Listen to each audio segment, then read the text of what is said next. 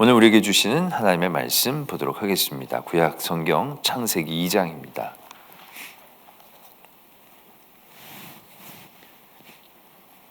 창세기 2장 1절로 17절까지 나와 있는데 25절까지 함께 다 봉독하도록 하겠습니다. 창세기 2장의 말씀입니다. 저와 여러분들이 한 절씩 교독드리겠습니다. 천지와 만물이 다 이루어지니라.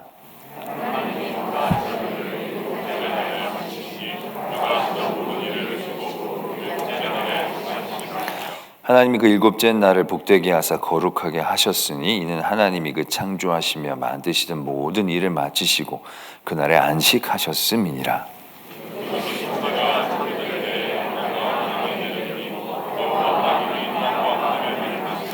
여호와 하나님이 땅에 비를 내리지 아니하셨고 땅을 갈 사람도 없었으므로 들에는 초목이 아직 없었고 밭에는 채소가 나지 아니하였으며 여호와 하나님이 땅의 흙으로 사람을 지으시고 생기를 그 코에 불어 넣으시니 사람이 생명이 되니라.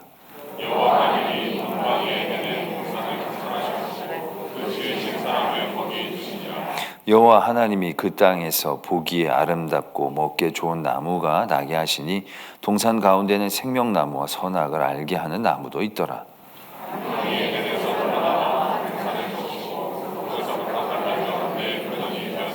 첫째의 이름은 비손이라 금이 있는 하월라 온 땅을 둘렀으며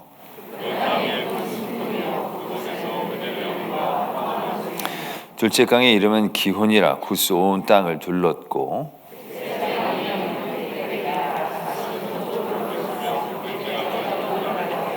여호와 하나님이 그 사람을 이끌어 에덴 동산에 두어 그것을 경작하며 지키게 하시고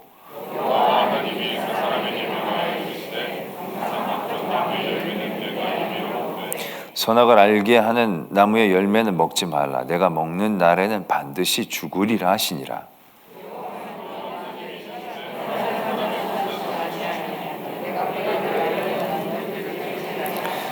여호와 하나님이 흙으로 각종 들 짐승과 공중의 각종 새를 지으시고 아담이 무엇이라고 부르나 보시려고 그것들을 그에게 이끌어 가시니 아담이 각 생물을 부르는 것이 곧 그 이름이 되었더라.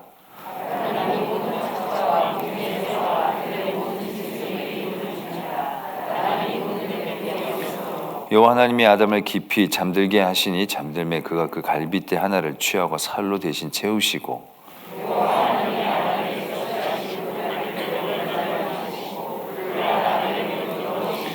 아담이 이르되 이는 내 뼈 중에 뼈요 살 중에 살이라 이것을 남자에게서 취하였은즉 여자라 부르리라 하니라.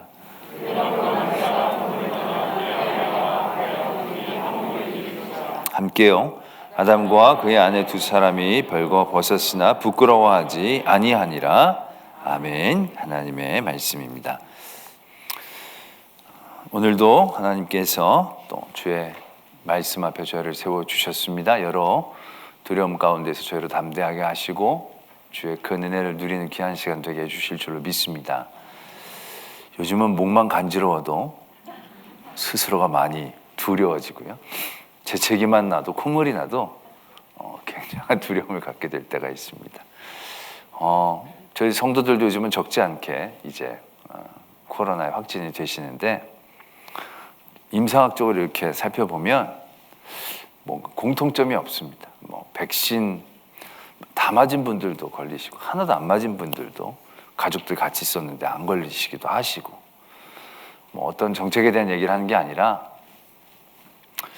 신비로움은 결국 하나님만이 아신다라는 생각들을 하게 됩니다. 모든 것의 주권은 어떤 인간의 애씀과 노력 그런 부분도 분명히 있겠지만 그러나 결국은 모든 것이 하나님이 주권을 가지고 결정하신다 생각을 합니다. 때문에 우리가 하나님을 믿고 의지한다는 것 그것이 우리에게 가장 큰 피난처가 될 줄로 믿습니다. 창세기 말씀 우리가 지금 1장, 2장 천지를 창조하시는 그런 하나님의 말씀을 듣게 됩니다. 그런 생각을 이제 해보죠. 이 말씀을 어떻게 적게 되었을까? 모세 오경에서 우리가 이 말씀이 있다고 하니까 모세가 이제 적은 건데, 모세가 이걸 어떻게 알고 적었을까? 이때 적어도 아담이 있기 이전의 일들은 어떻게 그걸 아느냐? 다른 모든 창조적인 설화들, 전설들, 그것은 뭔가 본 증인들이 증언한 것처럼 쭉 얘기를 하죠. 그러나 이런 창조에 대한 말씀, 이거는 모세가 본 것도 아닐 터이고요. 지어낸 것 더더욱 아닐 터이고요. 그래서 우리는 이걸 계시의 말씀이라고 얘기하는 거죠. 하나님이 모세에게 그 얘기들을 전해주시고 그 광경들을 보게 하시고, 그래서 모세가 그걸 이제 받아 적은, 그러니까 그가 창작해낸 창작물이 아니고, 그가 본 기사가 아니고 하나님이 계시해 주시는 그 말씀들일 것이다라는 얘기입니다. 만약에 창작물이라면 자기의 어떤 의도들이 분명히 포함되어 있겠고요. 어떤 기사라고 한다면 본 모든 것들을 굉장히 세부적으로 적게 되면서 굳이 적지 않아도 되는 것까지 적게 되어지는 분량들이 나오게 될 겁니다. 그러나 하나님께서는 이 말씀을 우리에게 주시면서 생각해 봅니다. 왜 이 말씀을, 이 창조의 부분들을 계시해 주실까? 하나님, 나는 이렇게 능력이 많다? 그걸 우리에게 알려주고 싶으신 건가? 내가 이렇게 능력이 많으니까 너희들 앞으로 날 잘 믿어야 돼. 날 잘 섬겨야 돼. 그런 어떠한 이제 배경을 만들어 주시기 위해 이런 말씀을 주셨을까? 그래서 우리가 이걸 보면서 와, 정말 하나님 대단하시다. 능력은 정말 탁월하시다. 누구도 하나님을 범접할 수 없겠다. 이제 이런 생각을 갖게 하면서 이제 우리가 이 말씀을 이제 대하기를 원하시는 것일까? 그런 생각을 이제 첫 번째로 해보게 되죠. 물론 하나님께서 자신의 어떤 말씀으로 천지를 창조하시는 놀라운 그 권능을 우리에게 보여주시면서 진짜 하나님은 절대자, 주권자이시구나, 창조자이시구나. 이제 우리는 그런 것들을 이제 잘 알게 된다는 것입니다. 근데 하나님이 그러한 목적으로만 이 말씀을 우리에게 주셨다라고 한다면 그 중심은 충분히 전달되지 못한 것이다라고 생각할 수 있다는 얘기죠. 왜냐하면 이 말씀이 정해지고 나서 그 다음에 이제 이 말씀을 듣고 사는 모든 사람들이, 그러면 어떤 삶의 모든 위기의 순간 가운데에서 우리를 다시금 붙잡아 줄 수 있는 건, 내가 믿는 하나님은 힘이 세시니까, 내가 믿는 하나님은 그 어떤 것보다도 위에 계시니까, 서열이 위니까. 그러한 깨달음을 가지고 우리가 문제들을 이겨나가고 근육들을 이겨나가고 다른 것에 흔들리지 않고 믿음을 잘 지켜나갈 수 있어야 하겠죠.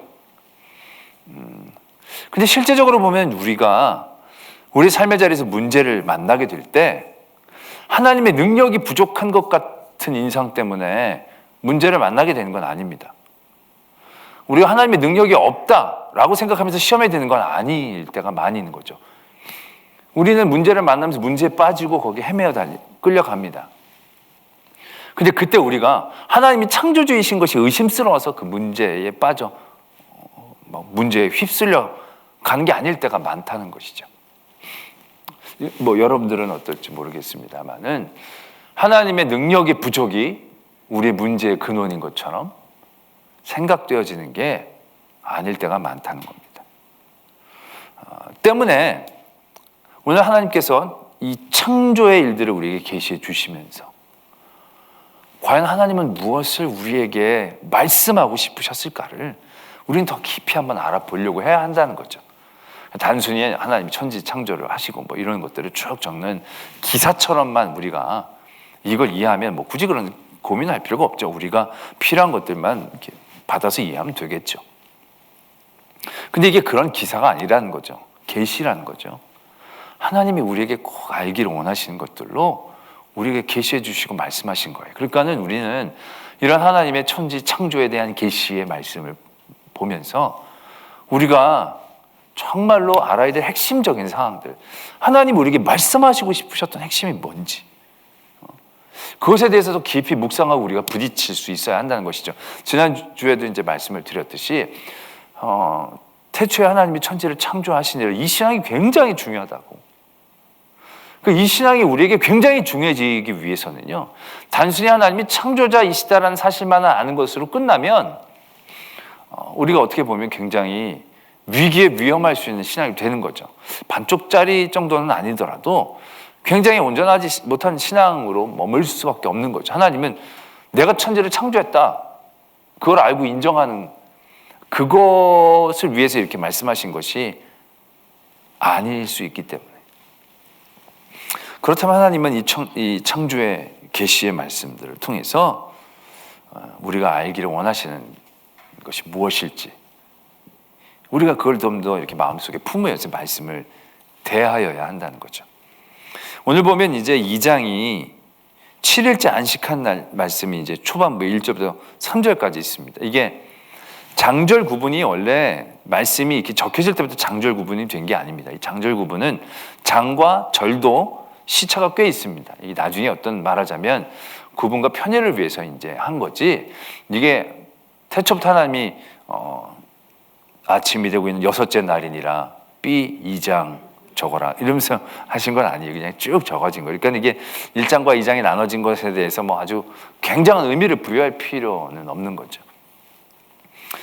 근데 이제 이상하게도 이게 보면 7일째까지가 돼 있는데 왜 처음에 나누시는 분들이 이걸 왜 7일까지 해서 1장하고 그 다음에 에덴 동산에 대한 말씀을 그냥 2장으로 나눠도 이거 되게 구분이 그렇게 어렵지 않는 것일 것 같은데, 이상하게 창조가 7일 동안 6일 동안 일어나고 7일째 쉬고 그 다음에 이 에덴 동산의 말씀이 나오는데 여기서 이제 6일째로 딱 끊어버린 거죠. 그리고 이 말씀도요, 이 7일째랑 에덴 동산이랑 이게 이어지면서 우리가 이렇게 이제 이해할 때가 있는데, 뭐냐면 전체적인 아웃라인을 말씀하고 나서 인간을 창조하신 부분들을 좀 더 부연으로 설명해 주시는 것처럼 우리가 2장을 이해할 때가 있는데, 이게 원어적인 어떤 그 뜻으로 보면, 의미로 보면 완전 두 개의 창조적 말씀이라는 거예요. 연결되어진 게 아니라 1장의 창조에 대한 계시의 말씀과 2장에 대한 창조의 계시의 말씀은 두 가지라는 거예요. 완전히 분리되어 있다라고 보는 게 더 맞다는 거죠. 부연 설명이라고 이해도 뭐 이해가 안 되는 건 아니지만 1장에서의 창조 계시와 2장에서의 창조 계시는 굉장히 다른 포인트를 갖고 있다는 거예요. 그렇게 본다면 3절, 2장 3절에서 끊고 4절에서부터 쭉 1절로 2장 1절로 들어가 될 터인데 굳이 그렇게 이제 나눴다라는 얘기죠. 뭐 지금 그걸 뭐 정답이 있는 건 아닙니다. 근데 말씀을 제가 이제 묵상하다가 오늘도 이제 17절까지 하려다가 끝까지 한 이유가, 이게 이렇게 2장 한 가지가 굉장히 다른 세 가지의 얘기를 하고 있는 거죠. 안식에 대한 얘기, 에덴 동산에 대한 이야기, 또 아담과 하와가 이제 결혼한 이야기, 이제 이렇게 세 가지가 있는데, 이 세 가지의 얘기가 어떻게 보면 굉장히 분명한 하나의 주제들을 갖고 있다는 생각들을 해보게 되는 거죠.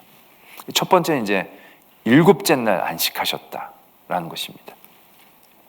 그래서 지금 우리도 일주일을 7일로 하지 않습니까? 그리고 쉬고 있다라는 것이죠.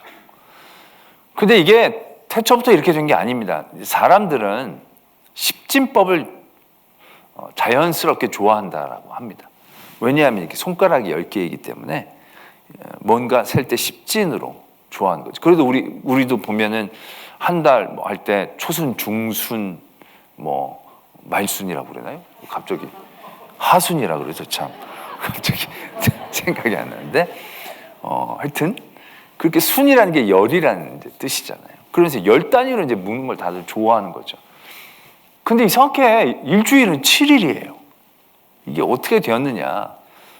기원에 대한 얘기들이 있지만 가장 분명한 기원은 바로 이 말씀에 있는 거죠. 천지를 창조하신 하나님의 말씀들. 물론 이것이 기독교가 공인이 되고 나서부터 이러한 안식일을 지키는 일들이 분명하게 도전이 되면서 이게 전체적으로 전 세계가 나라가 이제 이러한 어떠한 규칙에 따라서 지나가다 보니까 이제 7일이 되는, 일주일이 7일이 되어지는 그러한 모습이 나타났지만, 아무리 그 종교적으로 기독교가 득세를 하고 그 다음에 이슬람이 그 일들을 따라오면서 예배를 드리기 위해 7일째를 만든다 할지라도 이게 인간의 본성과 거스르면 이게 지켜내기가 쉽지 않거든요. 그 이전에 로마는 8일째, 10일째를 했다고 합니다. 그러니까 8일째, 10일째 특별한 뭐 그렇게 우리처럼 휴일이라고 얘기하는 게 아니라 무슨 시장 가는 날 뭐 이렇게 해가지고 8일이고 10일이고 이제 그런 식으로 쉬는 경우들이 있었다는 얘기죠. 근데 정식으로 이렇게 쉬는 날이 계속된 게 아니었다는 겁니다. 그러나 기독교가 이제 공인이 되면서 이제 이런 것들이 잘 자리 잡혀 나가게 되는 거죠. 근데 이게 프랑스 혁명 때는 한번 바꾸려고 애를 쓴 적이 있다고 합니다. 프랑스 혁명은 워낙 기존에 있는 체제들을 다 거부하고, 특별히 그때도 귀족이나 이런 사람들이 교회와 굉장히 밀접해 있었기 때문에 반교회적인 운동들이 일어났다고 합니다. 그래서 프랑스 혁명 때는 10부제를 했다고 합니다. 그래서 한 달이 10일씩 3번, 3번 있고요. 그리고 360일로 한 다음에 나머지가 5일이 남잖아요. 그게 전체적으로 우리 지구가 이렇게 공전이라고 하나요? 그 해를 그 돌아간 주기에 따라하는 거니까 5일이 남은 건 휴일, 연휴. 그러니까 10일마다 한 번씩 쉬고 나머지 5일은 연휴로 이렇게 지키는 이제 그러한 달력을 만들었다는 거예요. 그런 인력을 만들었다는 거예요. 근데 그것이 한 2, 3년 있다가 뒤집혔다는 거예요. 도저히 힘들어서 안 되겠다. 그도 그럴 것이, 그때 프랑스 혁명을 주도했던 계급들이 신흥 부르주아 계급들이었다는 거예요. 그 사람들이 열흘마다 한 번씩 쉬니까 7일마다 한 번씩 쉬는 것보다 노동 시간들이 많아지잖아요.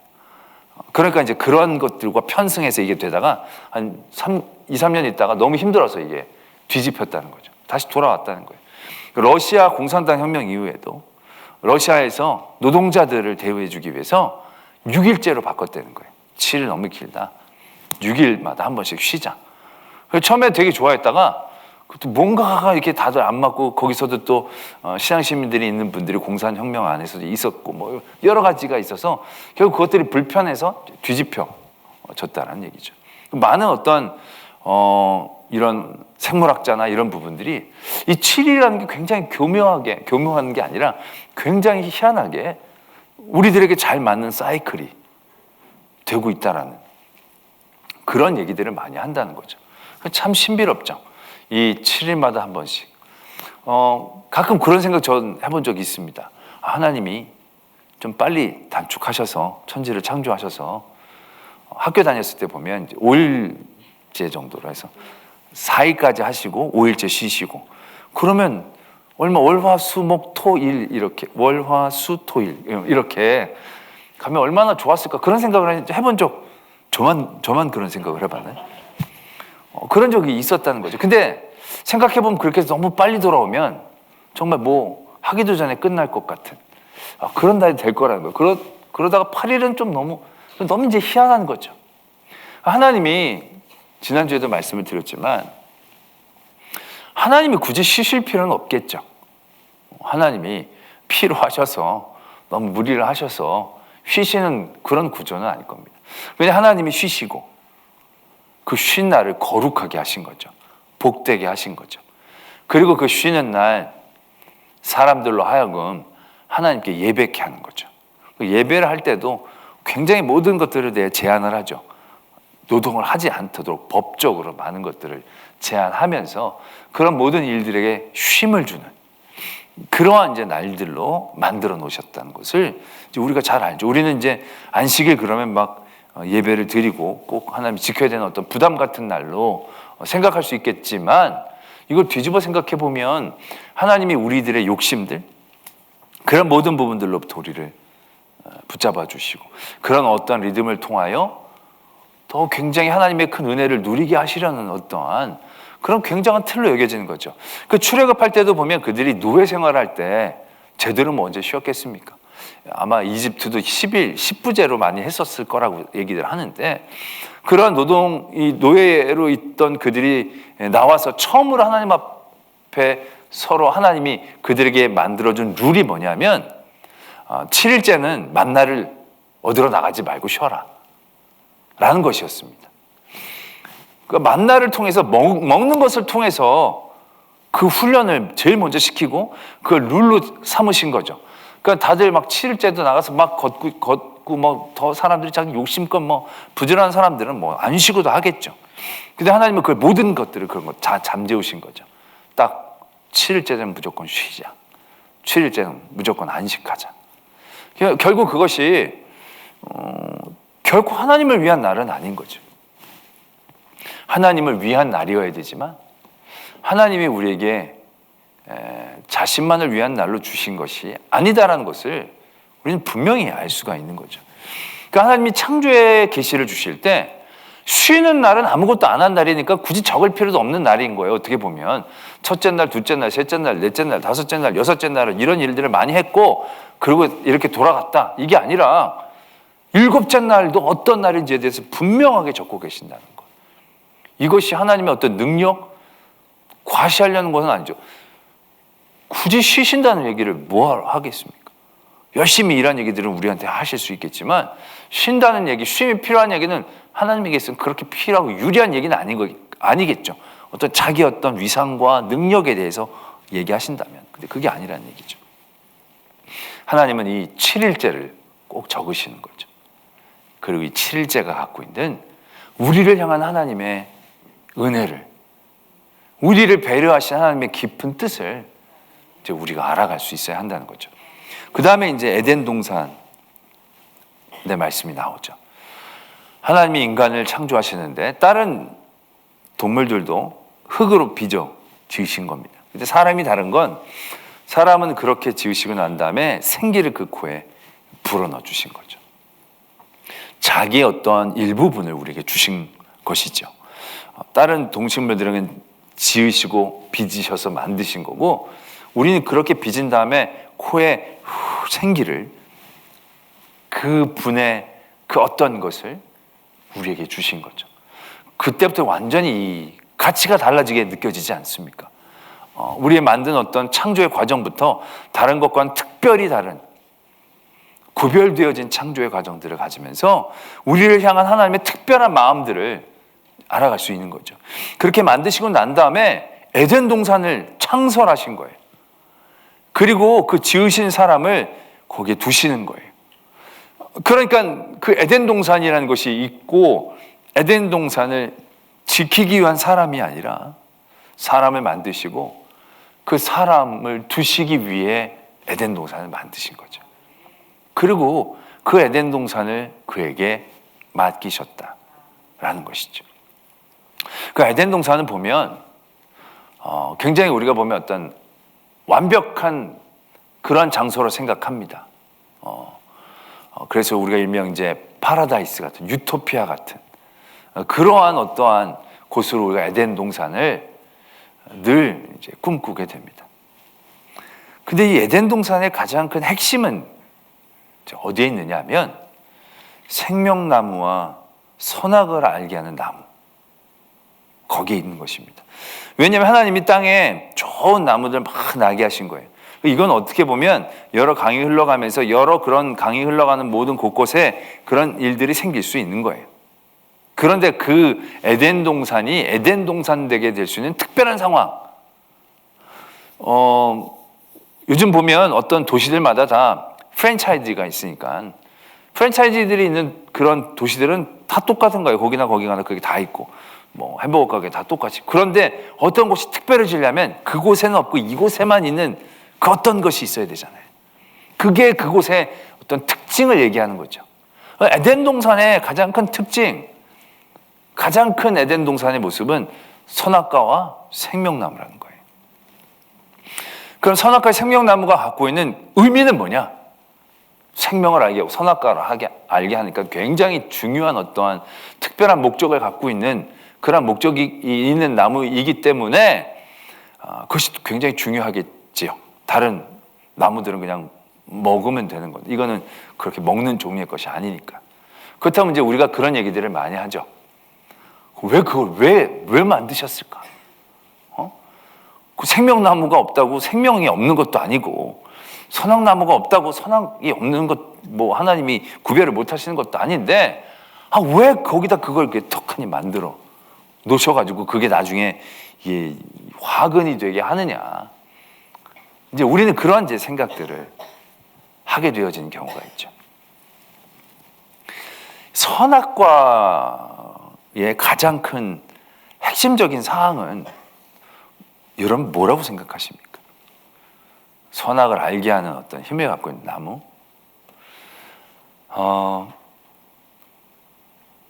하나님이 에덴 동산을 만드시고 아담을 거기다 두셨습니다. 그리고 거기에 있는 모든 것들을 다 먹게 하셨어요.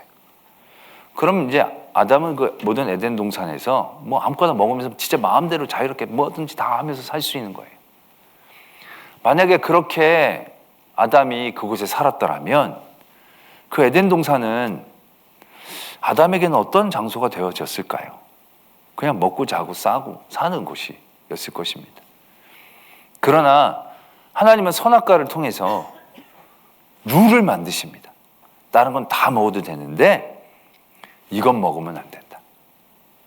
그러니까 이건 먹으면 안 되면, 이것만 안 먹으면 다른 모든 것들은 다 먹어도 된다. 어떠한 그러한 에덴 동산의 큰 기본적인 룰이 만들어지게 되어지는 그러한 구조를 이게 작용을 하는 거죠. 이게 없으면 에덴 동산은 아무런 법이 없어요. 아무런 룰이 없어요. 그냥 막 먹고 자고 싸고 그러면 되는 거예요. 그냥 동물하고 다를 바가 없어요. 근데 선악과가 딱 생겨짐으로 인해서 그 에덴 동산의 어떤 룰이라는 게 딱 잡히는 거예요. 먹으면 안 되는 나무가 아니라 이 에덴 동산가 딱 있음으로 인해서 아담은 이것만 안 먹으면 다른 것들은 다 먹어도 되는, 다 먹는데 다 먹는 것이 하나님의 허락 가운데에서 먹어도 되는 것이 되어지는, 무조건 먹어도 되는 것이 아니라 하나님이 먹게 해주시는 그 땅이 되어지는, 그 땅이 그 아담에게 주신 하나님의 은혜가 되어지는 그런 구조를 만들어낼 수 있다는 거죠. 이 선악과를 먹지 않는다는 것 때문에. 이게 갖고 있는 가장 큰 힘은 바로 뭡니까? 만약에 선악과가 없었으면 에덴 동산에 사는 아담은 그냥 사는 거예요. 그런데 선악과가 있으면 에덴 동산에 사는 아담은 하나님의 말씀을 들으며 사는 사람이 되는 거예요. 하나님과 관계하고 있다는 뜻을 갖고 있는 거예요. 그 선악과는 화근을 만들려고 만드신 게 아니고 아담에게 모든 것을 너를 위해 내가 만든 거다. 너는 이 말 잘 들으면 다 누릴 수 있어. 이거 못 들으면 넌 죽어. 이 일들을 행하시는 하나님과 아담이 계약 관계가 되는 거죠. 일종의 계약이 되는 겁니다. 계약이 되면서 그게 관계가 되는 거예요. 너와 나는 그냥 창조자와 피조물, 그 관계의 이상 내가 너에게 원하는 게 있고 너는 나에게 해줄 것이 있는 그런 놀라운 관계가 되는 거예요. 다른 짐승들에겐 건 그것을 요구하시질 않았어요. 다른 동물들에겐 그걸 요구하신 게 없어요. 하나님은 다른 짐승들에게 원하는 게 없었고 다른 짐승들은 하나님께 해드릴 게 없었어요. 근데 선악과가 아담과 하나님의 사이에 존재하게 되었을 때 우리와 하나님은 특별한 관계가 되는 거예요. 우리는 선악과를 먹지 않으므로 하나님의 말씀을 들어드릴 수가 있는 거죠. 하나님은 선악과를 주심으로 다른 모든 것들의 권한을 우리에게 주시는 그런 특권을 우리에게 주셨다 라는 구조가 되어질 수 있어야 한다는 것이죠. 그리고 나서 하나님이 이제 하와를 만들어 주십니다. 처음부터 왜 둘을 안 만들고 하나를 만드셨을까? 그래가지고 이 말씀이 참 논란의 여지가 많죠. 뼈 중에 뼈고 살 중에 살이다. 그러니까는 인사, 남자에게서 나왔으니까 어떤 남자와 여자가 어떠한 이러한 뭐 이렇게 상하 관계가 있고 그렇게 막 이해하고 싶어. 그렇게 이제 만든 거죠. 처음부터 딱 둘이 딱 만들었으면 그런 문제가 없을 텐데. 그래서 혹자는 그랬으면 둘이서 너무 싸웠을까 봐 하나님이 이렇게 줄을 세워 주신 것이다. 이제 그렇게 막 이제 막 해석하는 분들도 있죠. 근데 이건 무슨 남자 여자 이런 구조에서 이 말씀이 이해되면 안 되는 거거든요. 이게 남자와 아담과 하와라는 말이 이시와 이샤 언어로 이렇게 적어봐요. 이게 이제 딱 자음은 같아요. 근데 여자는 그냥 모음 하나만 딱 둔 거예요. 그게 똑같은 이름인데 그냥 거기서 나와서 하나 연장. 아담도 원래 아담이란 이름이 아니라 어떻게 보면 사람이란 뜻이에요. 근데 사람인데 사람 된 거예요. 이제 그걸 이제 남자와 여자로 이제 구분하게 된 거죠. 이제 그러면서 이제 둘이 결혼을 하게 되고 하게 됐다. 왜 이 말씀을 우리에게 계시해 주셨을까? 그런 생각을 해보게 됩니다. 왜 하나님은 여기서 아담과 하와의 창조의 이야기들을 이렇게 굉장히 복잡하고 구분해서 얘기하시는가? 남자와 여자의 어떤 분명한 자리들, 가정의 어떤 위계들, 그런 것들을 이미 이때부터 확실하게 해주시고 싶으셔서 그래서 굳이 그때부터 창조적으로 이런 것들을 이런 거 안 해줘도요, 생물학적으로 모든 역사들이 힘 있는 남자들이 그린 주도권을 갖고 살아왔었어요. 전 세계적인 민족적인 역사 가운데 모계 사회를 이루고 있는 민족들은 진짜 얼마 안 돼. 모든 사회들이 대부분 부계 사회로 이루어지고 있다는 거죠. 굳이 이렇게 안 적어주셔도 성경을 모르는 사람들도 지네들이 알아서 그런 거 잘 살아요. 그런데 왜 하나님께서 이렇게 말씀을 주셨을까라는 생각을 해보게 되는 거죠. 그러면서 보게 되는 게 있습니다. 18절에서부터 보면 여호와 하나님이 이르시되 사람이 혼자 사는 것이 좋지 아니하니 내가 그 다음에 뭐라고 적혀 있습니까? 그를 위하여 돕는 배필을 지으리라. 굉장히 중요한 대목이다라는 생각들을 해보게 됩니다. 모든 창조물 하나님의 보시기에 좋았더라. 어떻게 보면 모든 피조물들은 하나님을 위해서 사는 거죠. 살아야 되는 거죠. 왜? 그렇게 지으신 바 되었으니까. 하나님을 기쁘시게 하고 하나님을 영화롭게 하면서 사는 것이 모든 피조물들에게 요구되어지는 상황일 것입니다. 그리고 그렇게 살아나가죠. 근데 오늘 하나님이 어떻게 하십니까? 그를 위하여. 하나님의 마음이 표현되어지고 있다는 사실입니다. 능력을 과시하고자 하심이 아니고 내가 하다 보니까 안 돼서 이렇게 됐다는 얘기를 해주고 싶으셔서 하나님이 인간을 2단 창조하신 얘기들을 굳이 처음부터 같이 해주셔도 되는 걸 굳이 그럼 처음부터 혼자 있는 게 안 좋아 보이는 게 딱 하나님은 아실 텐데 왜 다른 짐승들은 다 이렇게 커플로 만드신 것 같아 인간만 왜 하나를 만드신 다음에 그 다음에 따로 만드시느냐 굳이 그렇게 처음부터 전지하신 하나님이 혼자 있는 거 당연히 안 좋을 텐데 둘이 딱 만들어가지고 딱 해주면 되셨을 텐데 근데 하나님은 아담을 만드시고 하와를 만드신 거예요. 왜 그러한 2단계 창조, 인간 창조들을 하셨을까? 하나님의 능력의 한계, 보완하신 이게 아니라는 거죠. 우리를 위하신 하나님의 마음을 표현해 주신 거죠. 아담이 어떻게 하시는, 내가 아담을 얼마나 중요하게 생각하는지를 말씀하고 싶으신 거죠. 그래서 아담을 늘 바라보고 계시는 거죠. 혼자 보고 있는데 혼자 있는 게 안 돼 보이는 마음을 가지셨다는 것 자체는 안 돼 보이는 마음이 아니라 그를 위하는 마음이 크다라는 얘기죠. 그래서 그 다음에도 짐승을 막 해가지고 이끌고 오시죠. 아담에게 이것들을 다 소개시켜요. 굉장히 아담 중심으로 지금 에덴 동산이 돌아가고 있는 느낌이 확 들지 않습니까? 그러면서 쭉 내려가다 보면 24절의 말씀이에요. 이런 말씀이 있어요. 이러므로 남자가 부모를 떠나 그의 아내와 합하여 둘이 한 몸을 이룰지로다. 저는 이게 이제 예수님이 이제 마태복음에서 이런 말씀을 하신 게 있거든요. 그 마태복음에서는 이 말씀이 이해하는 게 어렵지 않아요. 진짜 그러니까 남자들이 이제 부모를 떠나서 아내와 새로운 가정을 이제 이루는 어떤 결혼에 대한 분명한 그런 말씀이니까. 그런데 창세기에서 지금 바로 여기서 이게? 그건 좀 너무 말하자면 생뚱맞다는 생각이 드는 거죠. 24절의 말씀은 빼도 별 상관이 없어요. 여자라 부르라 하니라. 아담과 그의 아내 두 사람이 벌거 부끄러워하지 않았다. 근데 그 당시에 뭐 아담이 부모가 있었던 것도 아니고. 근데 갑자기 남자가 부모를 이 뒤에 후대의 어떤 결혼의 얘기를 하나님께서 해주시는 것? 이게 왜 갑자기 이렇게까지 하나님이 왜 계시의 말씀을 이때 이렇게 여기서 주실까? 그러다 제가 이 말씀을 바라보게 되는 거죠. 남자가 부모를 떠났다.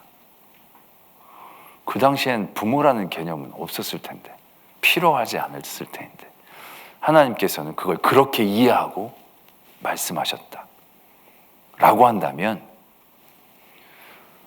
아담의 부모는 누구시겠는가라는 거죠.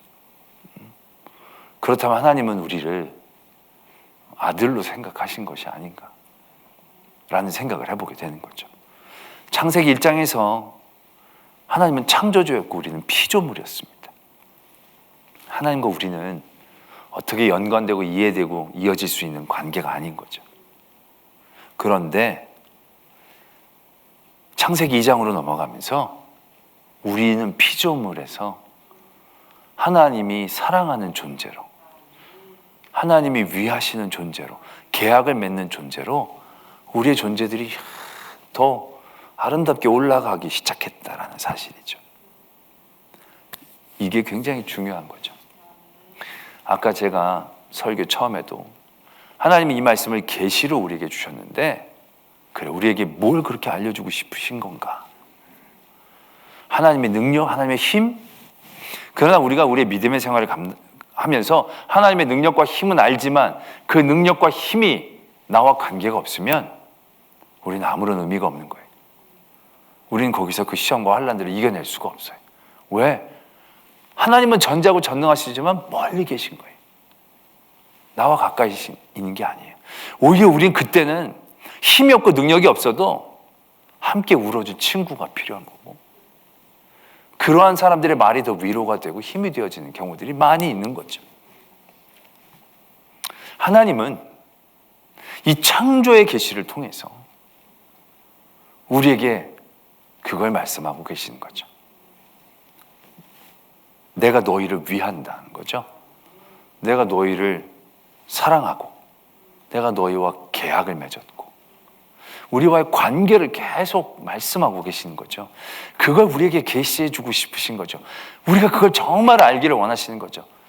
먼 데 계신 하나님이 아니라 나를 사랑하시는 하나님, 나와 함께 하시는 하나님, 나를 절대로 버리시지 않는 그 하나님은 예수 그리스도를 통하여 확증되었지만 이미 창세 전부터 그 모든 일들을 계획하고 진행하셨다는 사실들을 우리가 알기를 원하시는 거죠. 그 하나님이 나의 하나님이시다는 겁니다.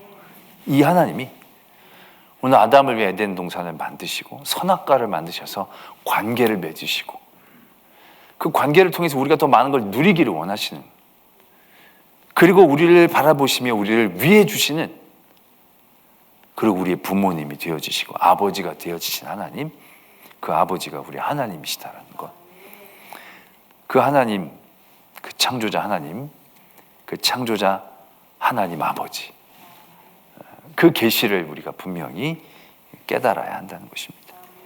오늘 우리의 모든 삶의 자리에서도 하나님은 늘 아버지 하나님으로 함께 하실 것입니다. 근데 그 아버지 하나님이 천지를 주관하시는 하나님이시기에 우리는 하나님과 더불어 평안할 수 있고 담대할 수 있고 강할 수 있다라는 것을 늘 우리의 마음속에 품기를 도전합니다.